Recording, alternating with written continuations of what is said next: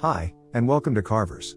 Today we are going to talk about the 2023 BMW iX1. Before we start the video, please subscribe to the channel and click on the notification bell in order not to miss the latest car news. But as far as technology is concerned, the two couldn't be more dissimilar. The 9-1 shares its architecture with combustion-powered vehicles, but the BMW i3 was constructed on a specific carbon fiber base. BMW's new far front-wheel drive platform was created with electrification in mind, despite the fact that the 9-1 is still based on a conventional chassis and not a specifically designed EV architecture. Additionally, compared to a rear drive structure, its front-wheel drive layout provides greater floor room for a battery pack and additional passenger space.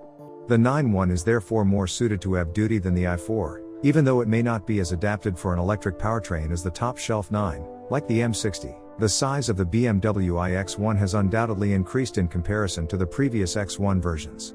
The wheelbase and length are each 22 and 53 mm longer. The height is now 44 mm taller while the width has risen by 24 mm. The 9-1 now more closely resembles the specifications of a midsize crossover thanks to all these characteristics. The BMW iX1 is boxier and sharper looking than the outgoing vehicle, as well as being a little more upright and SUV-like, and it is similar in many ways to the X3 SAV.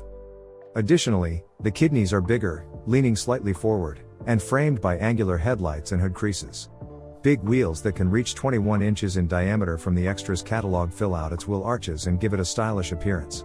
The 9-1's flat door handles contribute significantly to its aerodynamic qualities, and its aero blade/roof spoiler is among the nicest I've seen on a BMW.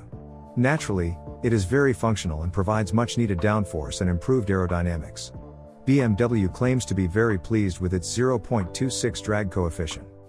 After being inundated with daring designs and huge kidney grilles, the appearance of the BMW iX1 is a welcome change. But this is not where the design narrative ends. Once inside, you will see a very expensive electric crossover. The 9-1 incorporates a variety of high-end materials in addition to some technology from devices like the 9 and 7 series. The enormous curved display, which is undoubtedly the focal point, has the typical drawback in that physical buttons have been replaced by digitally implanted ones. The BMW iX1 also does away with the iDrive knob and the chunky gear shifter because the new X1 shares a design with the 2 Series Active Tourer. Yet, it gains standard paddle shifters along with a vertical tray for wireless charging. The M Sport seats have top-notch leather and offer their customary excellent side bolster support.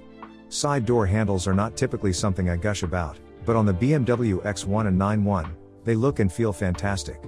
Of course, my greatest interest is in interior space. I found the 9-1 to offer more internal space than the outgoing X1 while being 6'1". Both the front and back seats have good legroom, and the headroom is more than sufficient, measuring at least 10 centimeters, 4 inches. To create more space, the roof above the back bench is sculpted outward. Although the 9-1 might be a terrific travel companion for 4 adults, seating for 5 should be fine for shorter trips. Naturally, the BMW iX1 has less cargo room than the X1 vehicles powered by internal combustion engines. Because the Gen 5 battery pack is under the floor, the cargo space is reduced by around 10%. Starting at 490 liters, the load capacity can be increased to 1,495 liters. As a famous movie quote goes, "Not great, not terrible." The 2023 BMW iX1 xDrive 30's Gen 5 drivetrain and battery pack include 2 electric motors driven by a 64.7 kWh net capacity battery. Although the front wheels get the majority of the power can shift to the back as necessary.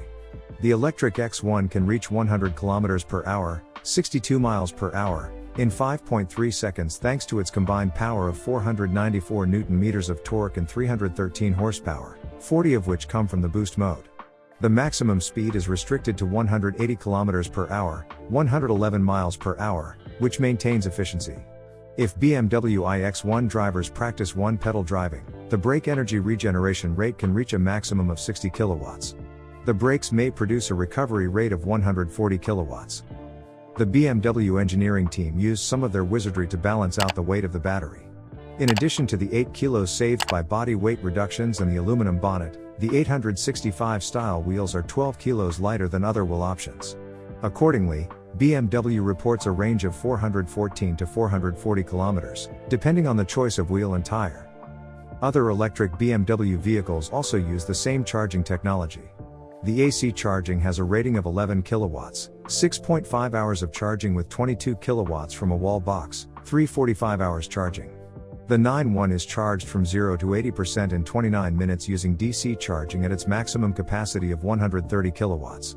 In essence, you get 120 kilometers for 10 minutes of DC charging, 75 miles. The BMW iX1 xDrive 30, therefore, checks all the boxes on paper.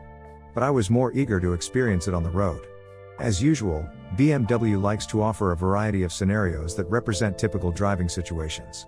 The adaptive M suspension is a standard feature on all BMW iX1 xDrive 30 vehicles, allowing the ride comfort to be adjusted through the use of frequency-selective dampers. Of course, a more direct rack ratio will also result in sharper steering for more accurate steering. Due to where the battery is located, the M Sport suspension cannot be lowered. On my 9.1, BMW chose 18-inch wheels and tires. That matters when considering the driving range and efficiency, of course. Instant acceleration is available from stop-and-go traffic or from traffic lights, but there isn't the same neck-snapping sensation as in the i4 M50 or 9 M60.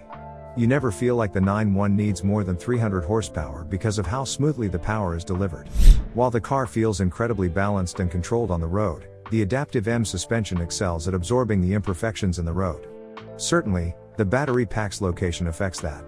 In more aggressive driving modes, Sport or Sport Plus the 9.1 xDrive 30 is sharper and even more responsive to inputs. Of course, the additional 30 kilowatts will give you the required thrust to overtake even faster if you engage the boost mode by depressing the left paddle shifter and holding for 1 second. It's actually quite addictive. On sections of winding roads, the BMW iX1 seems at home as well. A one-pedal feel brake regen and the power delivery create a vehicle that performs well in tight turns.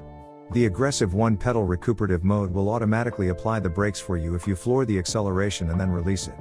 The 9.1 will fly out of any bend if you floor the gas pedal once more in the middle of the turn. Although not every buyer will ever push the car to this level, the automobile is remarkably calm and has little body roll. It's time to concentrate on the various brake energy regeneration options now that the enjoyable portion has been completed. The system functions essentially the same because it was imported from the i4, 9, and i7.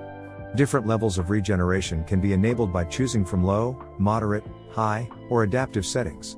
Of course, by just putting the gear changer in the B mode, you can choose the one-pedal mode. The greatest places to employ this intensive regen mode are in stop-and-go traffic or urban areas. The most effective battery energy regeneration may come at the expense of making your vehicle sick. In that situation, the adaptive regen mode comes highly recommended. If you desire a smooth and seamless driving experience, adaptive is for you because the ride is smoother and there is less friction coming from the brakes. This recovery mode adapts the regen mode by detecting traffic conditions, intersections, automobiles cutting in front of you, and other data. Additionally, the adaptive mode will permit coasting, but you must still apply the brakes manually. So even though I enjoy experimenting with the various regen modes, I always choose the adaptive option. It just naturally works.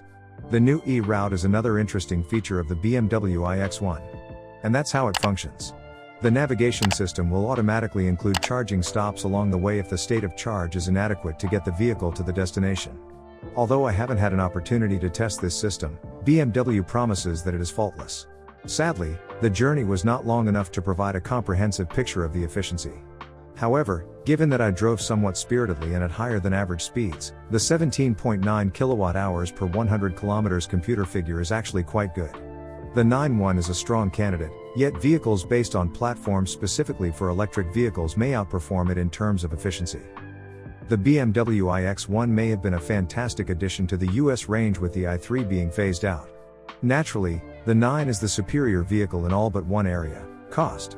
For the time being, all we can do is be envious of the other markets that will receive the 9.1. Therefore, consider yourself fortunate if you reside in Europe and visit your nearby dealership to schedule a test drive.